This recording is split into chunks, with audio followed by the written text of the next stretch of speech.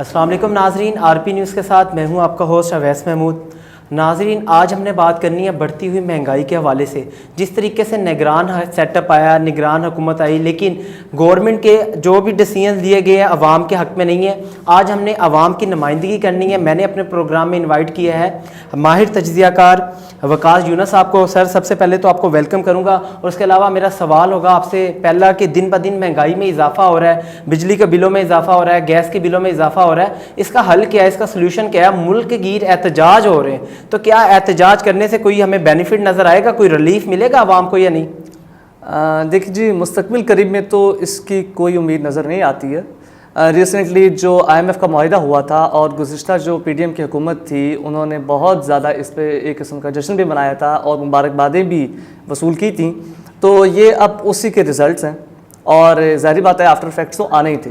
दूसरी बात ये कि हम लोग जो हमारी इकॉनमी है वो इंपोर्ट बेस्ड इकॉनमी है और हमारी जो बिजली बनती है वो ज़्यादातर जो बनती है वो थर्मल एनर्जी है। तो ज़ाहिर बात है वो ऑयल से बन रही है और डॉलर का रेट बढ़ता जा रहा है। ज़ाहिर बात है हमारा ऑयल का रेट खुद ब खुद बढ़ता जाएगा, उसकी वजह से बिजली का रेट तो बढ़ना ही बढ़ना है। दूसरा, टैक्सेस जो हैं वो समझ से बाहर हैं। अगर आप बिल्स उठा के देख लें तो अगर 100 रुपये का बिल है तो एक्चुअली जो कॉस्ट ऑफ इलेक्ट्रिसिटी है वो 55 रुपये की होती है, जबकि बिल का जो ओवरऑल अमाउंट बनती है 100 रुपये तो 45 रुपये टैक्स डाल के बन जाती है। अब ये तो समझ से बाहर है। टैक्सेस इतने ज़्यादा आवाम से लिए जा रहे हैं, उसकी वजह से बिजली के बिल भी उस तरह बढ़ रहे हैं। अब आहिस्ता आहिस्ता आपको गैस के बिल भी बढ़ते हुए नजर आएंगे। अच्छा, इसमें एक चीज़ है, एक कॉमन पर्सन की मैं बात करूं, वो अपना एक बामुश्किल तरीके से घर का गुजर बसर करता है, अपने बच्चों को पढ़ाता है, तालीम के अखराजात है, सेहत के अखराजात है, फिर अब ऊपर से एक जो वो उसका गुजारा वो भी मुश्किल हो चुका है। 13 किस्म के टैक्सेस लगा दिए गए जिसमें 48% आपका टैक्स होता है, 52% आपका बाकी बचता है। मुझे ये बताएं, आपने जैसे बताया कॉस्ट ऑफ इलेक्ट्रिसिटी,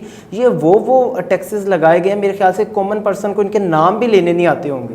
तो इसका कोई सोल्यूशन कोई नहीं है। ये IMF के साथ मुआहदे कर लिए गए, इन्होंने जश्न मनाया, तो एक कॉमन पर्सन इसको किस तरीके से छुटकारा पाए, क्या करे? हमारी आवाम बाहर निकल रही है, बाहर जाना चाह रही है, क्या एहतजाज इस हद तक कर दिया जाए कि ये जैसे जो सिविल नाफरमानी की तरफ हमारी जो कौम जा रही है, ये भी क्या मुल्क के हक में बेहतर है या नहीं?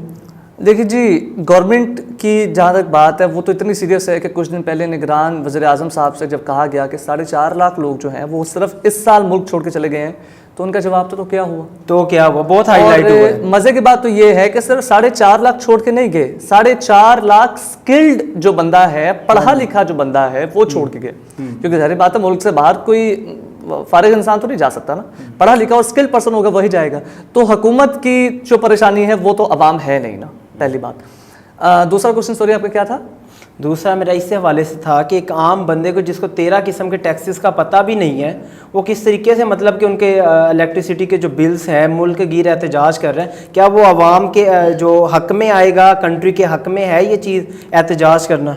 देखिए जी, एहतजाज जो है वो तो आवाम का हक है और जितनी परेशानी हो चुकी है वो एहतजाज तो होना ही था। अब लोगों की तो समझ से ही बाहर है कि पिछले साल अगर वो एक ख़ास यूनिट नंबर जो है वो इस्तेमाल कर रहे थे, उसका बिल अगर 5,000 रुपये आ रहा था तो वो अब 15,000 पे चला गया। ठीक है, लोगों की आमदन बढ़ नहीं रही है, खर्चे बढ़ते चले जा रहे हैं। अब यहाँ पे अवाम ने तो तंग होना ही होना है जी, ये तो क्यों नहीं तंग होगी अवाम, और अवाम एहतजाज भी ऑफ कोर्स करेगी। जहाँ तक बात है कॉस्ट ऑफ इलेक्ट्रिसिटी की और साथ टैक्सेस की, देखें हमारे यहाँ अगर आप बिल का जो है ना एक दफ़ा देखें उसको, तो वहां पर आप देखेंगे कि GST अलग से है, फ्यूल प्राइस एडजस्टमेंट अलग से है, फ्यूल प्राइस एडजस्टमेंट पर ड्यूटी अलग से है, अच्छा सेल्स टैक्स अलग से है, उसके बाद फर्दर टैक्स अलग से है, इनकम टैक्स भी लगाया हुआ है, टैक्स अलग से है। मतलब ये समझ से ही बाहर है कि इतने टैक्सेस हमसे नॉर्वे वाले लिए जा रहे हैं और हमें जो सहूलियात हैं वो किसी थर्ड वर्ल्ड कंट्री वाली भी नहीं दी जा रही है। ठीक है, और मेरे ख्याल से हुकूमत का तो टारगेट ये है कि सिर्फ 2 चीजों से सारे के सारे टैक्सेस इकट्ठे करने हैं, एक पेट्रोल और दूसरा बिजली से। अब बाकी जो है 48% ऐसे आपने मुझे बताया कि टैक्सेस इकट्ठे हो रहे हैं। अब उसके बाद आवाम को उसके बदले मिल भी कुछ नहीं रहा है, आवाम तो बेचारी बिले के रही है ना, उसके अलावा ये वो आवाम है जो चलते वक्त फिरते वक्त, उठते वक्त, बैठते वक्त, इवन के आप अपने घर का जो साबुन या शैम्पू भी इस्तेमाल कर रहे हैं उसके ऊपर भी टैक्स दे रहे हैं। तो इनके पास बेसिक्स रिक्वायरमेंट्स नहीं है। अगर आप पर कैपिटल इनकम की बात करें एक शहरी की पाकिस्तानी, रिसेंट सर्वे के मुताबिक वो तकरीबन 2.5 लाख ईयरली कमाता है, जिसे आप एवरेज इनकम कहते हैं। अगर आप PKR में कंपेयर करें अमेरिका के किसी पर्सन के साथ तो वो पाकिस्तानी रुपीस में 1 करोड़ 16 लाख रुपए कमाता है। तो वो किस तरीके से कंपैरिजन तो बनता ही नहीं है। दूसरी बात यह है कि जो वापडा के अफसरान हैं या दूसरे ब्यूरोक्रेट्स हैं, ये जो हमारे बड़े बड़े सियासतदान हैं जिनके बड़ी बड़ी अप्रोच है, इनको मुफ्त में बिजली मिलती है, क्या हल है इसका? देखिए जी, जो आपने कंपैरिजन किया पाकिस्तान और अमेरिका का, देखिए वो तो कंपैरिजन बन नहीं सकता ना। वो तो एक तरक्की याफ्ता मुल्क है, दुनिया की सबसे बड़ी इकोनॉमी है, तो जाहिर बात है उससे हमारा कोई कंपैरिजन है नहीं। और दूसरा, पाकिस्तान का अगर आम आदमी देख लें तो वो महीने का, अगर आपने 2.5 लाख आपने मुझे साल का बताया, महीने का शायद वो 25,000 मुश्किल से कमा रहे हैं। अब 25,000 कमा कर उसके ऊपर टैक्सेस देकर उसके पास सहूलत तो कोई मिल नहीं रही उसे। तो सहूलत कम से कम अमेरिका वाला जो 1 करोड़ कमा रहा है या 1 करोड़ 16 लाख कमा रहा है, वो उसमें से 40 लाख रुपया टैक्स दे के वो कुछ ना कुछ तो अपना हासिल कर लेता ना गवर्नमेंट से, हमें तो बदले में कुछ नहीं मिल रहा है। अब दूसरी बात ये आपने कहा कि हमारे यहाँ जो अफसरान है, जो ब्यूरोक्रेसी है और जो बड़े अफसरान है, वो अच्छी खासी मराद जो है वो हासिल कर रहे हैं। सिर्फ उसे बिजली नहीं हासिल कर रही, वो फ्री फ्यूल भी हासिल कर रहे हैं, घर भी उनको फ्री मिले हुए हैं, और उसके अलावा सिक्योरिटी भी क्या होती है और क्या VIP, मतलब समझ भी नहीं आता कि ये मुलाजमीन है या ये मालिकान है। ऐसे ही वैसे कहने को तो सरकारी मुलाजमीन है, अवाम के जो है ना ये सर्वेंट्स हैं, लेकिन जिस तरह ये अवाम का इस्तेसाल करते हैं, लगता है कि ये सर्वेंट नहीं, ये एक्चुअली मालिक हैं। अब इनको बिजली फ्री दी गई है, उसके अलावा इनको और भी सारी आसाइशें देने के बाद इनको तनख्वाह भी दी जाती है। अब समझ से तो बाहर है कि भाई इतना क्या ही कमाल कर रहे हैं ये कि मुल्क के हालात तो बेहतर होने का नाम नहीं ले रहे हैं।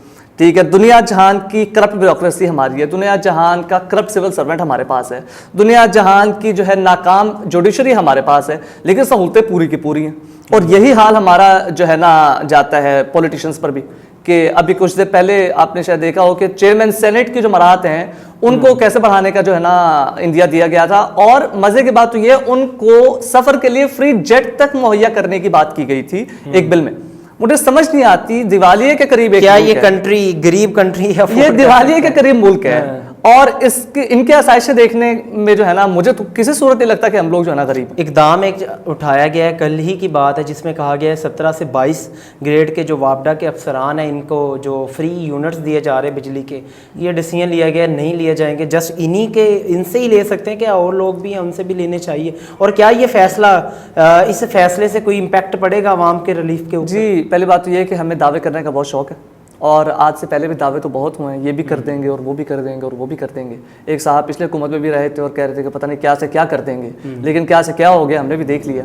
अब आगे अगर देखें जी, 17 से 22वें ग्रेड की जो है ना कह रहे हैं जी बिजली के यूनिट्स या वापडा अफसरान के खास तौर पर या तो कम किए जाएंगे या ख़त्म कर दिए जाएंगे।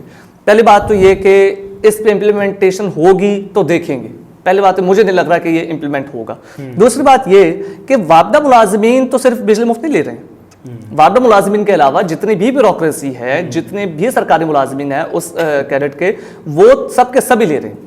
ठीक है, तो अब सिर्फ एक महकमे को क्यों टारगेट करना, आप सबके सबका लें, तो सिर्फ एक से कम करके। और दूसरी बात यह है कि अगर हम उनके यूनिट्स खत्म कर भी देते हैं, एक आम आदमी के बिल पे कितना फर्क आएगा? ठीक है, फॉर एग्जाम्पल हम लोग 5 अरब रुपए बचा लेते हैं। ठीक है, 5 अरब रुपए हम लोगों ने कुछ हज़ार मुलाजमीन के बचा लिए, 6 करोड़ से ज्यादा हमारे यहाँ कनेक्शन है। अगर वो 5 अरब हम लोग 6 करोड़ पे डिवाइड कर दें तो पर बिल 83 रुपए बनते हैं। क्या इससे बिल कम हो जाएंगे हमारे? कभी भी नहीं होंगे, ऐसा नहीं होने वाला।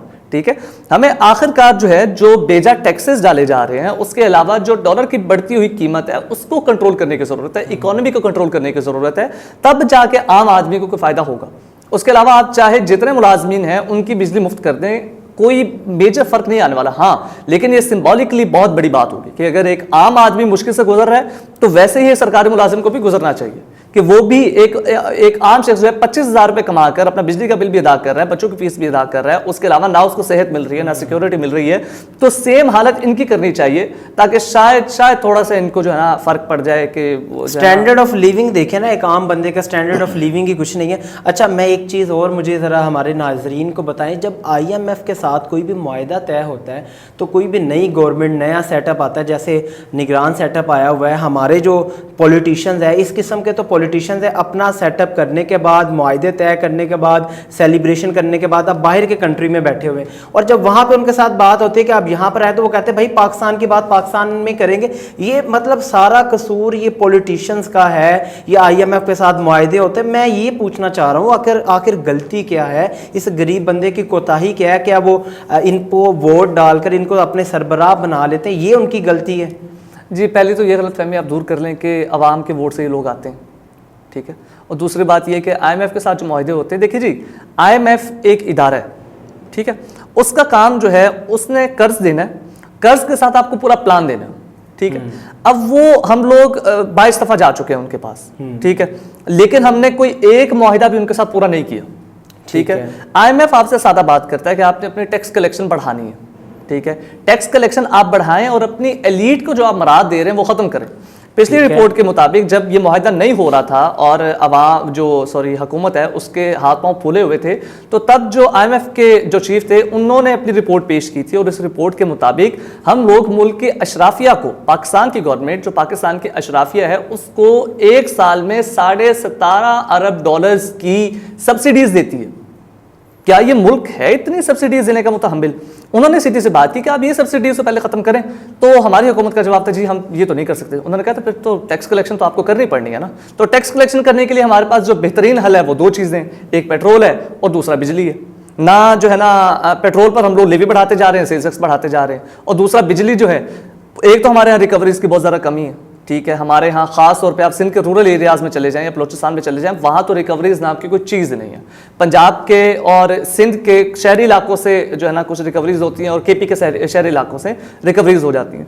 अब वो टैक्सेस जमा नहीं हो रहे हैं, वो टैक्सेस जमा नहीं होते तो वो कहते हैं कि आपने टैक्स तो जमा करना है किसी भी सूरत, तो वो डायरेक्ट टैक्स को जो है ना ज़रा जो है ना बैक पे डालते हैं और यहाँ पर आते हैं और कहते हैं जब इनडायरेक्ट टैक्स से जो बंदा पहले से ही टैक्स दे रहा है उसमें मजीद टैक्स बढ़ाते जाए, वो टैक्स बढ़ता जाता है। और आवाम को ये लगता है कि IMF ने कहा है, IMF ने आपसे कहा है कि आपने टैक्स इकट्ठा करना है।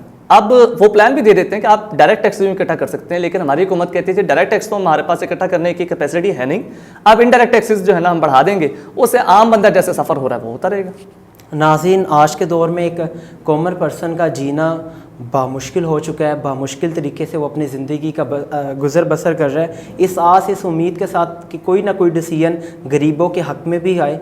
तो नेक्स्ट प्रोग्राम में आपके साथ फिर मुलाकात होगी, तब तक के लिए अल्लाह हाफिज़।